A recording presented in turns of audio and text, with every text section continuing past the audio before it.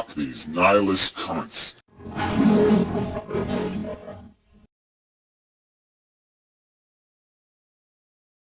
Hey, here I am. What's the phrase? Welcome to another What the Fuck happenings in the YouTube atheist community and debate fun. Such, maybe, possibly. Really wasn't that much fun. It was an okay night, though. I mean, considering all things considered, it wasn't terrible. A lot of side conversations. I don't know if we got anything too profound. I did ban a lot of people. Piro included. Piro was kind of irritating. I mean, first really pissed me off because he was defending Google. He really was. And he was defending the whole slop that was allowed to become what we call the internet. All the capitalist horror-y that it turned into. I just find it really irritating that, people don't really appreciate. Smart people really should be able to appreciate how good things could be and how bad, some of this shit turns it into. It's like cable television just being, becoming the same, almost the same wasteland that it was, and that we only had this small little grace period where we actually had what it was really supposed to be. The internet was the same kind of thing. It had a little period there where, it was really lots of efficiencies, and then we gave it all to the middlemen and the resellers and the whores and the sluts, and they all turned it into shit. But anyway, so he already pissed me off in that conversation, and then the next conversation he's what the hell was it about? But he was just totally out of bounds, and so fuck him. It's funny, I can't remember what the second conversation was, but it'll come to me maybe, possibly. I'm very tired. I was there till like 8 in the morning, so it was kind of a long night. I really am getting too old for this shit, and my health is kind of fragile, and complaint. But there's a point where, geez, I just, you can't. There was like this nihilist guy, and they just keep arguing the same arguments. They don't argue the opinions. They don't argue the logic you're using to deduce something. They just argue your right to deduce it in a way, or somehow like the counter-argument opinions are just disqualified. And you just keep trying to explain, like, no, if I tell you that I know suffering is bad, I mean, it's just an absolute fact, and I can show you how it's bad by making nice, easy, relative comparisons to a world with it and a world without it. And what I'm trying to get you to admit is that the converse, there isn't any such comparison to be made. The mechanism of the affirmative, the attractive forces are perceptual. They're created out of desire, and that's a huge corruption in terms of our perception of value. And we don't do anything truly functional, truly positive, and that's why we don't lament the non-existence of all the other humans that could exist, all the missing civilizations and all the other planets. We don't miss them. We don't sit here and talk about the Holocaust, which was the non-existence of all those civilizations. Our brain doesn't function right when you put desire in there and familiarity. It corrupts our judgment. It's like you have to have knowledge of something's existence before you can lament its non-existence. I mean, even Tyrannosauruses, we had to first create them out of fossils before we could say, damn, it would be cool to see one of those in real life. but obviously a zillion different forms. There could be giant octopus, giant terrestrial octopuses or something. We don't sit there and imagine them and then miss them. But well, anyway, the point I'm making, not so much, it's just that there needs to be some, you can't just keep arguing this, you don't have a right, or your opinion is just as good as my opinion, or some kind of crap like that. I mean, they either have an argument or they don't, and you just have to concede, well, look, you're a nihilist, insane, crazy fuck, and I'm not. And there's not much I can do about that. I mean, you either understand risk and understand that reward has to be worth the risk, or you don't. I mean, I can't force you to understand that math. Yeah, that's all. But I guess everybody just keeps taking it personally. It's like to argue that life is stupid is to argue that they're stupid. That's really not the same thing. So anyway, I mean, I wish I had more patience sometimes, but sometimes it is just that you just seem so redundant, and we never get to a resolution with these people. I can't, like I said, how do I explain to somebody who doesn't get it?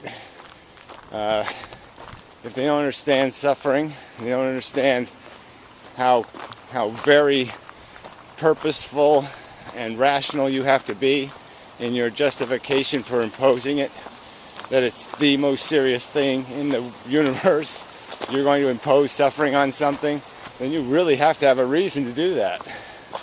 And if you can't appreciate that, the philosophical ball game isn't going to be much of a game.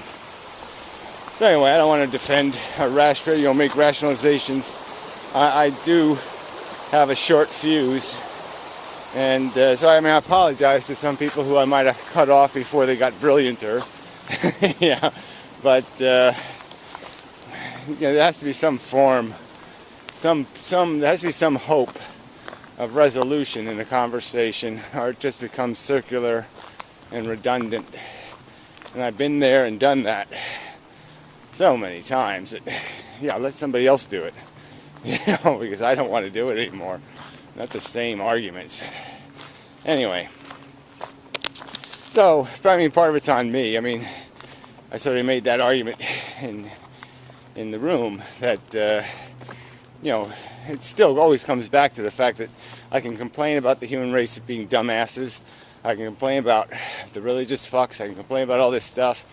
But the real problem is that I should be able to fix that. I mean, all it takes is a good argument. All it takes is we see it can happen.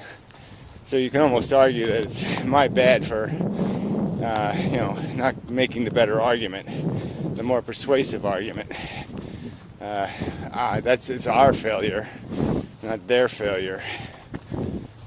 We should be able to outsmart stupidity. Yeah, really should.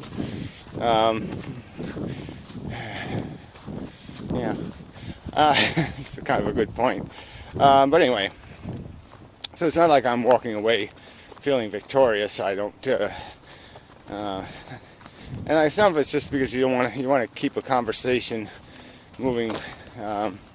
So I mean, sometimes maybe I pull the trigger too fast just because I know we're not going anywhere, and so I just see a bunch of wasted time. That was sort of the Pyrrho, in the second argument, which I just remembered and forgot again. Yeah, but yeah, it was a real dead end. We were talking about economics and different models, and I don't know how that led to doom. But so yeah, then he was doing the old thing that Remy used to do now and then, and I find it pretty irritating. People start interviewing individuals about their anecdotal personal experience or personal impression, and I just see no value in that. I see no value in asking, surveying a handful of the average American and find out what he thinks. What he thinks is usually just drivel.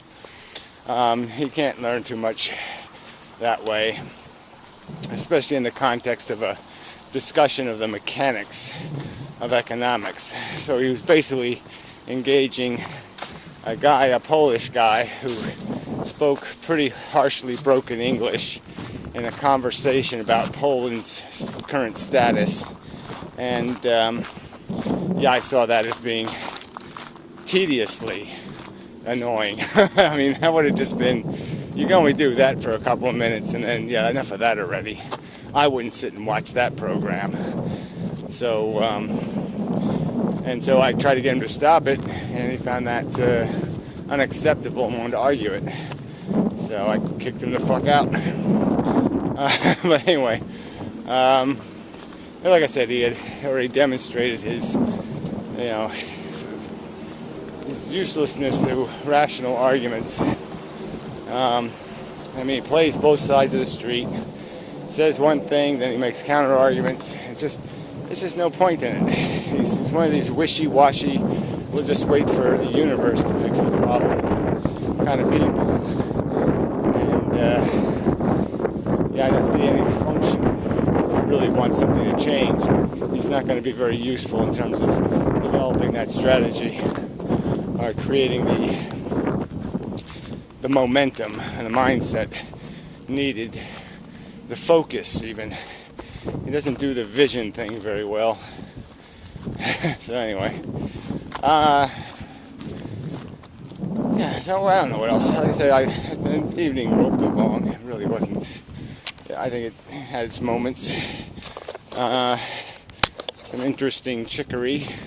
Yeah, always helps. Yeah. Yeah, it's not really as much hard philosophy as I would have liked, but that takes you have to have certain people in the room to be able to do that, to be able to glean out of yourself. Bathtub guy, I went to do like maybe a weekly conversation with the bathtub guy. He speaks reasonably coherent English, and we seem to get along. So I think we'll do some talk shows, see how that goes. Try to get something happening. Try to, make something happen. And that's so much about what this is. It's just trying to make something happen. Make the conversation mean something to people. Make it more interesting. All that crap. So anyway, what else? There's probably something interesting happened, and I'm just not remembering. But like I said, I really am marginally healthy. I'm right on the edge of not well. I seem to be getting through my days, but they all seem very struggly. Like I'm really treading in very thick quicksand. Whatever, not your problem. Seems there should have been some other news. Damn if I know what it was. Alright, so other atheist news. Yeah, it's kind of thin there too. Jay Sounder, My Misery and Me, is keeping up his videos. Some of them interesting, doing some personal perspective stuff, which is interesting. And, still banging away at the basic subjects. So it's been good. Not much to, not a hell of a lot else going on. Even the adversaries have gotten kind of thin. There aren't any real good arguments out there to argue with.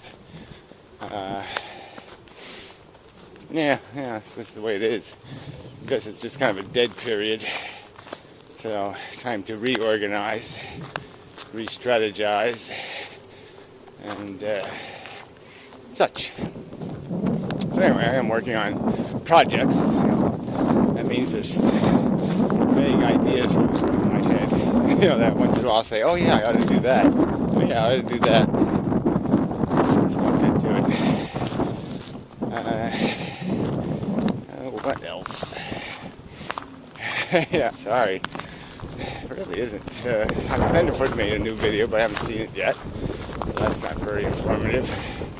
But it's probably stupid. It's like I'm a lunatic or something. So I don't know.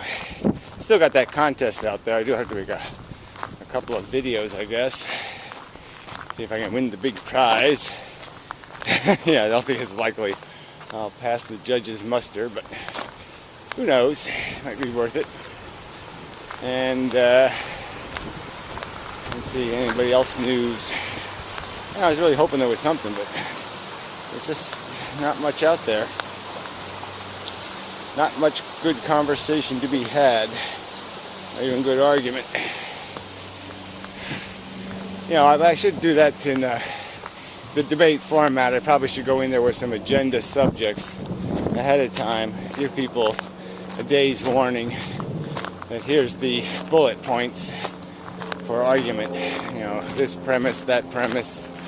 You know, and see if they can unravel some of the basic points here of the fundamental interpretation of the evidence and what it points to in terms of our biology, our function, and our potential.